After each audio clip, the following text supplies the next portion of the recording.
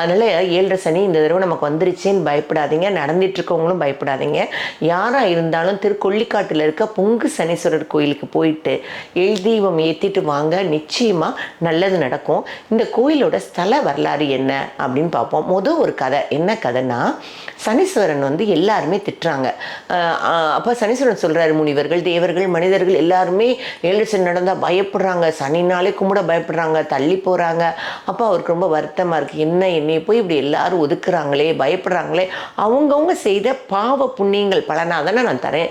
நான் புண்ணியங்களுக்கு செய்யும் போது யாரும் என்னை ஒன்றும் சொல்ல மாட்டாங்க. ஆனால் அவங்களே பாவங்கள் செய்யும் போது பாவ கணக்குப்படி நான் தண்டனை கொடுக்கும்போது என்னை பழிக்கிறாங்கன்னு சொல்லி ரொம்ப வருத்தப்பட்டுட்டு அந்த கோயிலில் போய் சிவபெருமான்கிட்ட தவம் பண்ணுறாராம். நல்ல தவம் செய்கிறாராம், கடுமையான தவம். அப்போ சிவன் அவருக்கு காட்சி தராரு. அங்கே சிவன் என்னவா இருக்காருன்னா அக்னீஸ்வரராக இருக்காரு. அதாவது அவங்க மனைவி எப்படி இருக்காங்க, பஞ்சு மெல்லடி அம்மை, அதாவது பஞ்சு போன்ற மென்மையான அடி கொண்ட அம்மையாராக இருக்காங்களாம். மிருது பாத நாயகியாக அங்கே இருக்காங்களாம். ஐயாவை அக்னீஸ்வரர் கும்பிட்டோடனே அவர் காட்சி தந்து என்ன சொல்கிறாருன்னா, சரி நீ இங்கே குபேரன் மூலையில் லக்ஷ்மி இருக்கிற இடத்துல நீ போய் இரு, அந்த இடத்துல இருந்த மக்களுக்கு நீ நல்லது செய்ய, வளர்ச்சியை கொடு, என்னையும் உன்னையும் ஒரு சேர வணங்கினால் அவங்களோட பாவங்கள் போகணும், அவங்களோட செல்வங்களும் வசதி வாய்ப்புகளும் உடல் ஆரோக்கியமும் நல்லா இருக்கணும்னு சொல்லி அவருக்கு வரம் கொடுக்குறாங்களாம். அந்த கோயிலில் அவர் குபேர மூலையில் அந்த லக்ஷ்மி இருக்க வேண்டிய இடத்துல இருந்து நமக்கு அருள் பாலிக்கிறார். அவ்வளோ அருமையாக இருக்கும் அந்த கோயில். இன்னொன்று, இந்த கோயிலில் என்ன கதைனா, இந்த சிவன் யார் வச்சு வழிபட்டது அப்படின்னு சொன்னால் சூரியன் தான் வழிபடுறாரு. சூரியனுக்கு ஒரு சாபம், அந்த சாபத்துலேருந்து விமோசனம் அடைகிறதுக்காக என்ன பண்ணுறாரு, இந்த சாமியை கும்பிடுறாரு.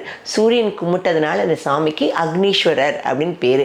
இன்னொன்று என்னென்னா, சூரியனோட மனைவி ரொம்ப வருத்தப்படுறாங்க. சூரியன் ரொம்ப அக்னியாக இருக்கிறதுனால கணவன்கிட்ட தன்னால் நெருங்கி ஒரு நல்ல வாழ்க்கை வாழ முடியல அப்படின்னு சொல்லி வருத்தப்பட்டு இங்கே விரதம் இருந்து தவம் இருக்காங்க. ஸோ அதனால தான் இந்த கோயில் என்னென்னா, அம்மா பஞ்சு போன்ற மென்மையான பாதங்களுடைய அம்மை, மிருது பாத நாயகி, ஐயா அக்னீஸ்வரர். அக்னின்னா தீ, நெருப்பு. இந்த மிருது பாதம் பஞ்சு பொண்ணுன்னா பஞ்சு, நெருப்பும் பஞ்சும் என்ன பண்ணும், பக்கத்தில் இருந்தால் பற்றிக்கும்ல.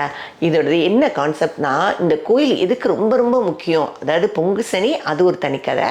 இந்த அக்னீஸ்வரமூர்த்தி இது என்னதுன்னா, கணவன் மனைவிக்குள்ள ஏதோ ஒத்தே வரல, சண்டை வருது, எப்போ பார்த்தாலும் பிரச்சனை, பிரிகிற மாதிரி இருக்குது அப்படின்னு இருக்கவங்க, கணவன் மனைவிக்குள்ள ஒத்துமை வேணுன்றவங்க. ஏன்னா சூரியனோட மனைவியே இங்கே வேண்டி தான் சேர்ந்துருக்காங்க கணவனோட.